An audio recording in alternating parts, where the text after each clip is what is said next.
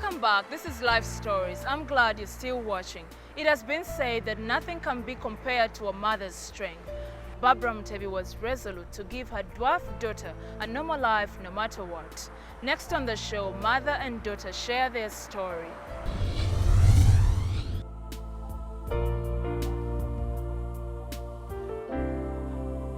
Kakati mama, wakabiranga ky'okusingira ddala. Olw'embeera gye nayisibwamu ng'azadde Joyce. Abantu ab'eŋŋanda oba ab'okukyalo? Bonna ab'emirirwano, ab'eŋŋanda, gyempitira. Kwegamba omwana wange oba baakifuule ekyokwennyamira oba ekitalina kubaawo. Naye ate nze nali mmanyi nzadde mwana. Wali tokirabangako? Era nali sitegere nakutegeera nno omwana gwe nzadde aliko ekikyamu. Mu kusookera ddala mu kutegeera kye njagadde nkuddire. Wategeera otya? Bwe mmala okuzaala. Bwe nali obuto lwansumbuwa nnyo. Ogenda kuzaala babiri, ogenda kuzaala balongo. Lwali lunene. Ojja kuzaala nkya biri ne luyitako bwe lutyo. Ne bankwatira emulago. Kati ne baŋŋamba bw'obeera tugenda kulongoosa ati tujja mulongoosa. Omwana asuza bigere kabina bikiki ne lunsumbuwaawo. Ne mbeerayo. Kati bansiibula. Nenkomawo waka lwenkomawo ate ne lunnuma nenzirayo. Mukama nannyamba kuba baali baŋŋamba erukulumako bweti katono nnyo ng'oyangu amangu kuba oli wakulongosebwa. Mukama nannyamba nava waka basenga abaana ne bamperekerako ne sisita wange. Ate Mukama yannyamba bwe natuuka bwe nti mu ddwaliro linnya katanda tukebere ne ntandika okuzaala omwana. Naye omwana n'agenda asosa okugulu kumu. Okulala ne kutajja. Nenfuna obuzibu awo. Badokita ne bayitibwa baprofesa ne bayitibwa ng'okugulu kuganye. Kyokka ng'okumukumaze okukola ki okujja. Naye Mukama bw'antu n'ansaasira era n'enzaala buzaazi. Ate nga tebansaasi. Omwana muleeteeka enkeera bansibudde muleeteeka. Waliwo neiba saidi wali eriwe wati yali mukyala mukulu bw'ati. Kati mwatu n'okufa yafa. Kati ng'abantu bajja okulabako yali ayitawo agenda mu kalere kugula mmere ye. Mugole wakomyewo kulika bebi munne wawonya olubuto n'ozaala omwana omunaze ijja omwana aluwa tyali mu nju. Ne tuyingira ne ngenda okumulaga omwana. Bwe natuuka ne muleetera omwana omukazi n'alyoka abalagaza wo kiki kino? Jukira nti no wakamala okuzaala ekyoka ekituluma ng'ozadde bannange kyaddamu ne mpulira ng'ekisa ekinnuma ate era navaayo mu kisenge okujja okulaba omukazi kyakungiza ono naye mwana kiki kino? Ninga omwana wange omusota gumulumye gumwezinze mu bulago kiki kyo? Nentuuka bwe nti mu ddiiro nti wange mugole kino kiki? Kwanze bebi ne mugamba kiki? Ani yakusiibudde? Ye bannange abasawo nabo bakola batya kati ab'emulago. Na bano balamu bo bakuzza mitwe tebakubuulira. Ono naye mwana. Ne mugamba maama kiki? Ntandikirawo kukaaba kwange. Amaziga omukyala bw'aleekaanidde mu nnyumba sirina mwana kakati nina kikino nkoze ntya era mwattukeera omuzzeeyo. Gendera ddala ng'osibye emigugu gw'ogenda ku kitanda. Ono naye mwana ono. Nenjolekera enkeera nakeera mulago. Naye dokita yannyambako nakomawo nga ntowolokoseemukko akatono wadde nga sikanene. Nakomawo mukubo ngera ndi musanyufu baŋŋambye omwana mulamu bamukebedde tewali buzibu ddayo. Yangumya nnyo. Yakugamba atya nti? Yaŋŋamba nti buba bulema teyasooka nakukiŋŋambirawo yaŋŋamba nti omwana ajja kutereera. Kale kye bagamba tetuganye n'aleeta olukoba n'amupimako. N'agamba saawa eno tusobola kukiraba naye ojja kumukomyangawo kati genda okomewo bweru ti n'omwana mulamu ayina amagulu ayina kibwebitu gwe ddayo omwana aba mugonveera ddayo. Omwami waffe teyalina buzibu. Kati omwana wange bwe mmutuusa wano taata we n'aŋŋamba nedda Mukama ky'anaaba aleese nti oba omwana affe nti oba mulema ekikulu omwana kasaana abawo nga mulamu tewali buzibu. Nga yakugumya. Era omwami wange mwekyo mwebaza nnyo. Kakati omwana waffe waali omwana waffe ono ow'ensonga omumpi taliiwo nnyabo kati aliruddawo agenze kusoma. Asoma ennyabo asomera ku yunivasite ekyambogo. Alina ku yunivasite ye nnyabo mpulike bali kunsabira. Do you ever get any teasing? People within school? I've never. Maybe it's according to how I behave. I've never. That's nice. Yeah, so otherwise, how has school been? How has it been easy for you coping? Yeah. Like support from your friends and support from my friends, sisters, brothers, and maybe my parents. Yeah. What bothers you most or what worries you most? Apart from maybe the distances that I move from the gate to class, Yeah. then maybe changing the rooms. At times you may study from another room, then the next lecture from another room. Like that distance quickens you. Yeah, but still I move with them. We go slowly by slowly, then reach the block. Joyce waali mulungi mwenyumirizaamu nnyo essaawa eno nnyo. Teyafuna nnyo okubonaabona mu masomero oba ku bambi okwo yakufuna nnyo era ali yajeemako okusoma yatuuka mu P5 wano nga muto banne baagendanga nga tebasomera mu ssomero limu naye kale mu kusookera Joyce alwawoko okusoma namuyisaamu omwaka kati senga ku yunivasite agenze mwaka gwa kusatu naye kati ali ku gwakubiri yasigalamu omwaka nti nze nnyini nali simwagala kugenda mu bantu kubanga ne wana waka abaana baakomanga okusomero ne bajja mujja mulabe kimpijjuni kwega abambi nabo ne bakusobera omwana wo taazannyeko. Do you have any particular sad memory that you know that that particular thing happened to you because of who you are, because of what you are and what you look like? Like in secondary school, if you're making lines, of course I would be always in front. So it was a must that I have to be in front. She was the first girl to be asked in class, "Where is Joy?" from all teachers, even on assembly. Even if one could be a student teacher, of course, in the whole class, I know your name, your Joy. Then how about your name, like that? Do you feel like you have special needs or you feel normal?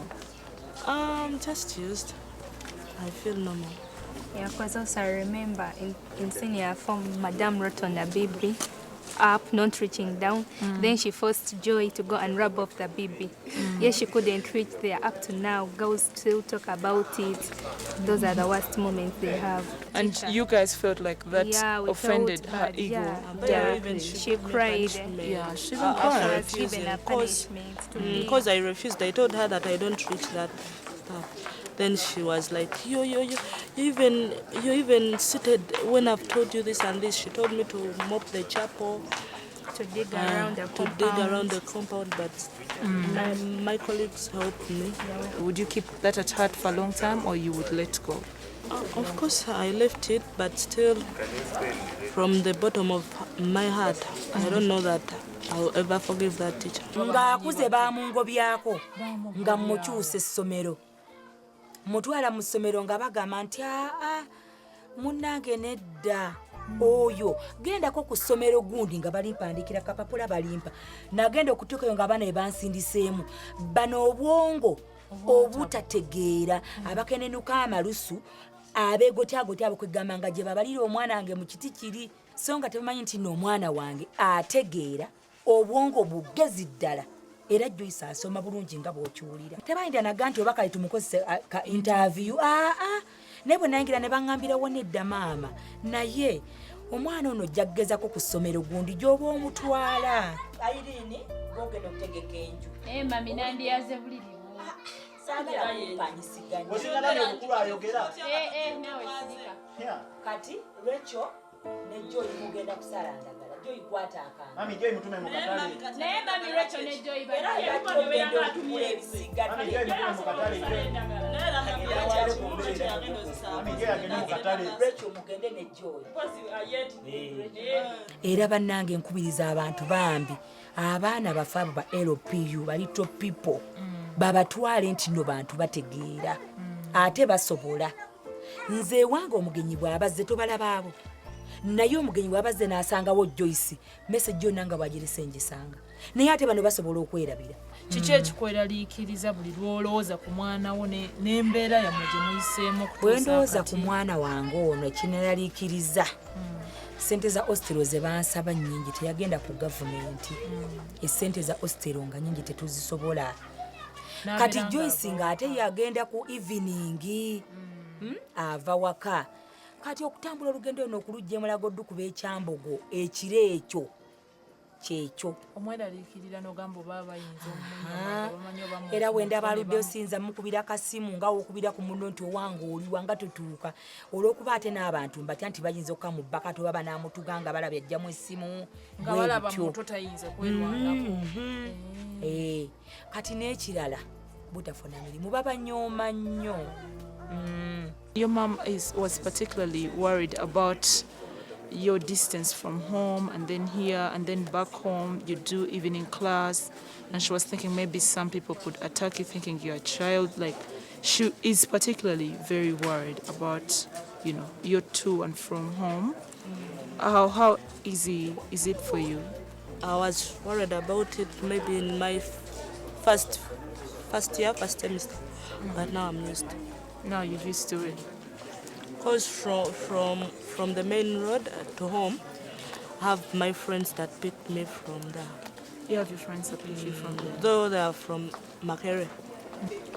Do you have any particular thing or things you admire from people that are tall, like her or any other friends of yours or people, you know, tall people that you see? I can if at all they are like she's dressed up, she's beautiful, she's what. But if at all someone is like not educated, I can't.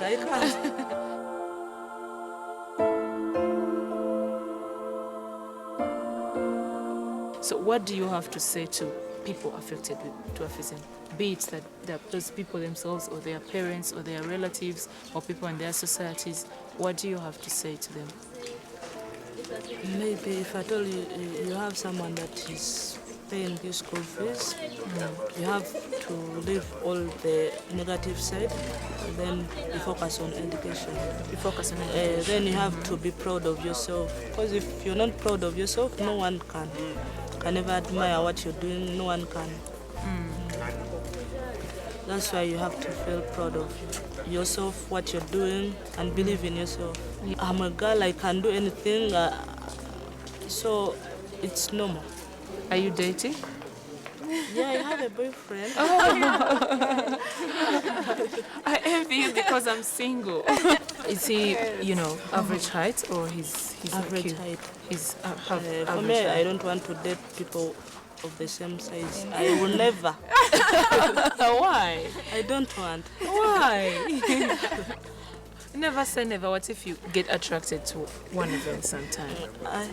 For that, I pray to God. You don't.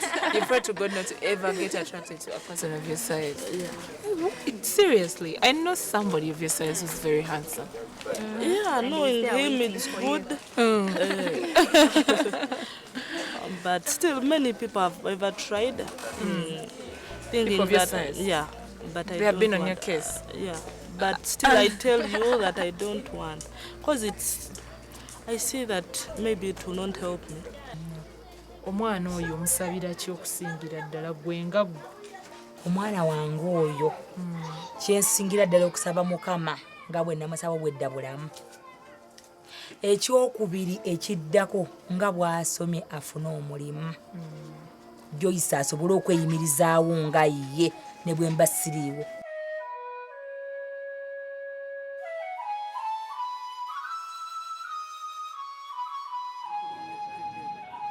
Dwarfism is relatively uncommon. If you are the parent or loved one of a little person you know too, no one is to blame for a child born with dwarfism.